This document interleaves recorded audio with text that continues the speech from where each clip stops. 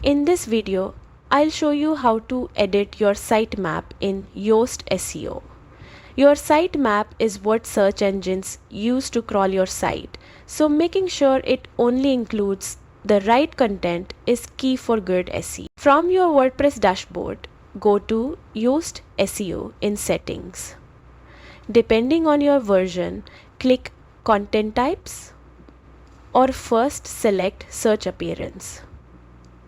Then go to Content Types. Here you'll see all your site's content types, posts, pages, and any custom post types. Next to each one, you'll find a toggle called Show in Search Results. Turning this off will remove that content type from your sitemap. For example, you might exclude certain custom post types or pages that aren't meant for public visibility. Yoast updates the sitemap automatically, so you don't need to edit any files.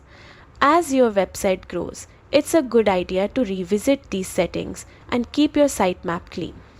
And that's it. You've edited your Yoast SEO sitemap and now have more control over what search engines index.